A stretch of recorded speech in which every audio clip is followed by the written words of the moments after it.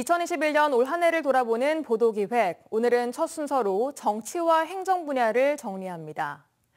올해 전남 동부 지역에서는 여순사건 특별법 제정과 같은 큰 성과도 있었지만 동시에 더 많은 과제를 확인하는 한 해였습니다. 내년 양대 선거를 앞두고 정치와 행정은 같은 지향점을 향하면서도 서로 삐걱대는 모습도 보여 지역민들을 혼란스럽게 했습니다. 최우식 기자가 보도합니다. 올해 가장 큰 정치 이슈는 국회 문턱에서 수없이 좌절했던 여순사건 특별법이 국회를 통과한 쾌거였습니다. 정치권과 지자체 지역사회가 후속 조치에 매달려야 할 행정 현안이 생겼습니다.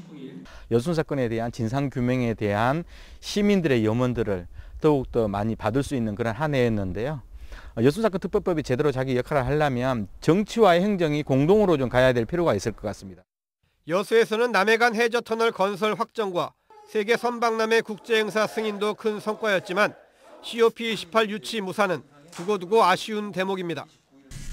경도개발과 시청사 통합, 현충탑과 미술관 건립 같은 지역 현안들은 정치적인 이해관계에 발목이 잡혔습니다.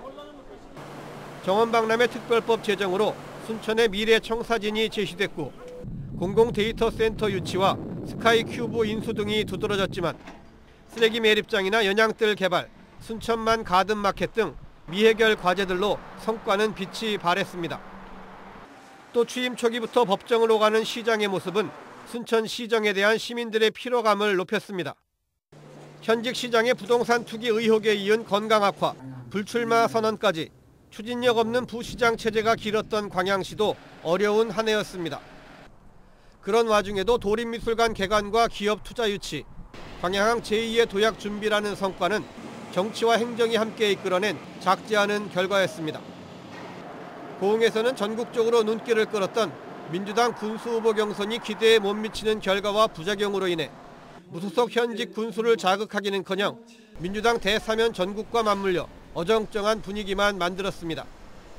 하지만 고흥에서는 한국형발사체 누리호가 절반의 성공을 거두며 내년 5월 2차 발사를 앞두고 있고 항공우주 관련 산업과 기관 유치에 대한 희망을 갖게 했습니다.